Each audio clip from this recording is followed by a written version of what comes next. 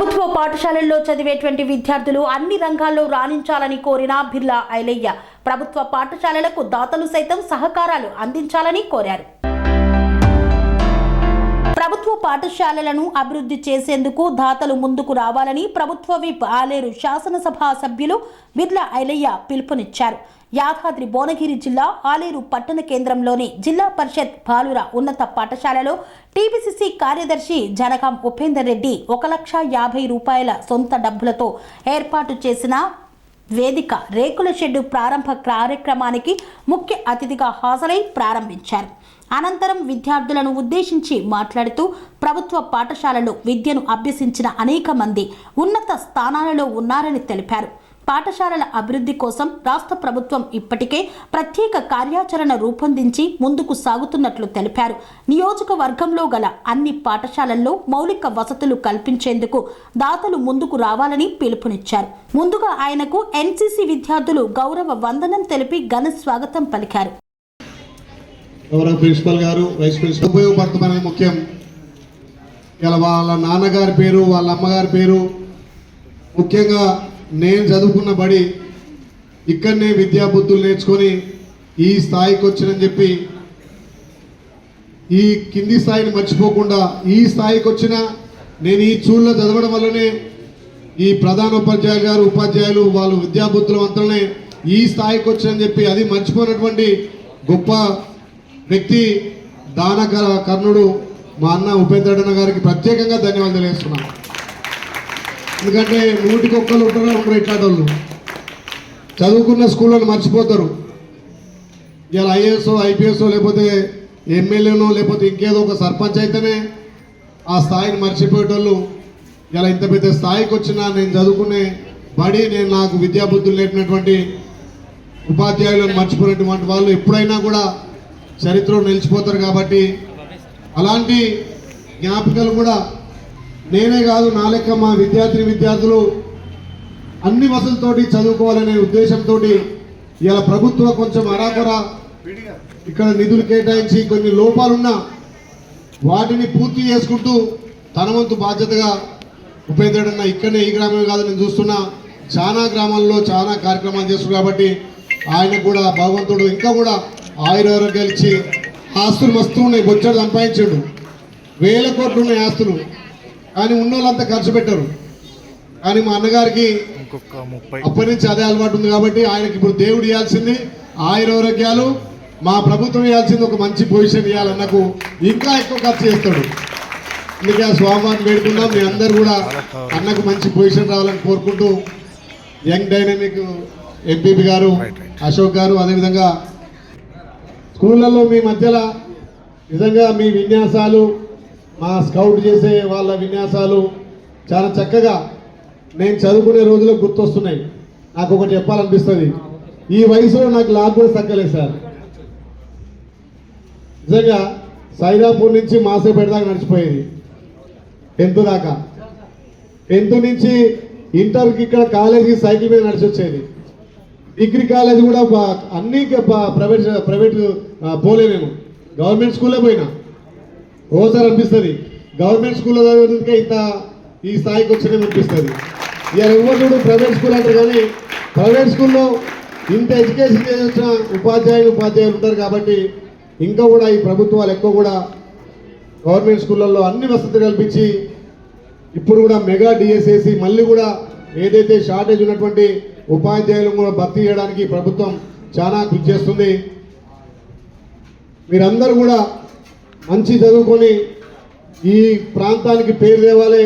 మిమ్మల్ని నమ్ముకున్న తల్లిదండ్రులు కూడా మంచి పేరు తేవాలి. ప్రభుత్వ పరంగా ఈ స్కూళ్ళకు కానీ కాలేజీలకు కానీ నా వంతు కృషిగా, ఎందుకంటే నాకు చిన్నప్పటి నుంచి ప్రభుత్వ స్కూళ్ళ గురించి తెలుసు. కాబట్టి ఏ విధమైన ఇబ్బంది లేకుండా ఇప్పుడు మాకు వచ్చే ఫండ్లో కూడా ప్రత్యేకంగా 2 కోట్ల నిధులు మన ప్రభుత్వం స్కూళ్ళకే కేటాయించింది. ఇప్పుడు మా సోమరాజు సార్ అన్నటువంటిది చిన్న పని, మనం అనుకుంటే 15 రోజులు అయ్యే పని. ఖచ్చితంగా ఈ సీసీ రోడ్తో పాటు ఆ లాట్రిన్ బాత్రూంలో కూడా ఎన్ని నిధులు ఇస్తాయో నేను ఏ గారికి ఇక్కడ పంపిస్తా. ఎస్టిమేట్ వేయించి నాకు ఎస్టిమేట్ పంపితే మార్చి వరకు అది కంప్లీట్ చేసుకుంటూ కూడా నేను ప్రయత్నం చేస్తాను తెలియజేస్తూ ప్రతి గవర్నమెంట్ స్కూల్లో కూడా అభివృద్ధి చేసుకోవాల్సిన అవసరం ఉంది. ఇలా మధ్యతరగతి వాళ్ళు బీదలే ఎక్కువ ప్రభుత్వ స్కూల్లో చదువుతున్నారు. వాళ్ళందరూ కూడా బాధ్యతగా ప్రభుత్వం ఇంకా మంచి ఎడ్యుకేషన్ అందియాలన్నా, మంచి వసతి కల్పించాలి. ఇలా నిజంగా ఇక్కడ చాలా సంతోషం అనిపిస్తుంది. ఇంతమంది బాలికలు కూడా ఇక్కడ చదువుకుంటారంటే చాలా సంతోషదగ్గ విషయం.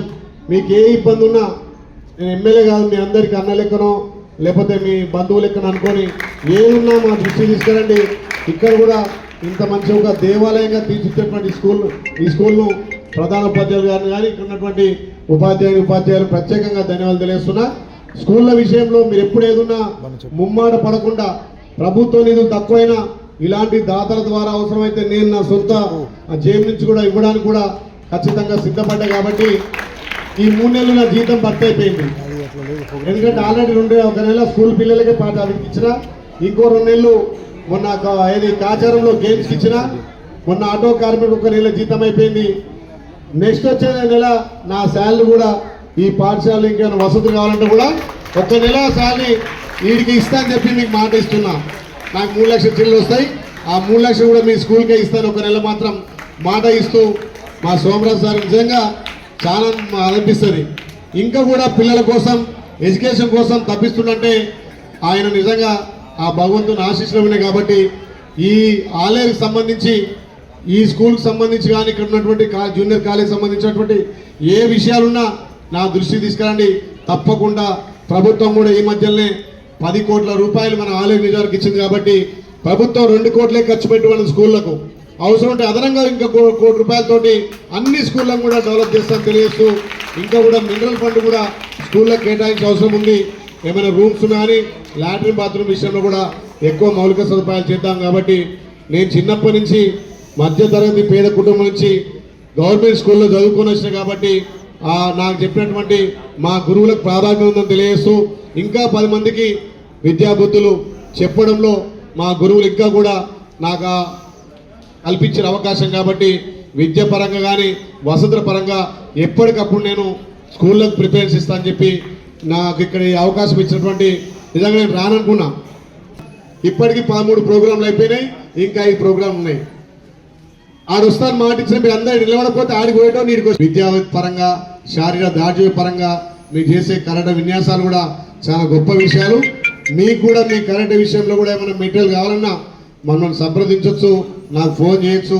దానికి కూడా అవసరమైతే నిధులు కేటాయిస్తానని మాటిస్తూ మరొకసారి మీ అందరికీ పేరున ప్రత్యేక ధన్యవాదాలు. Thank you.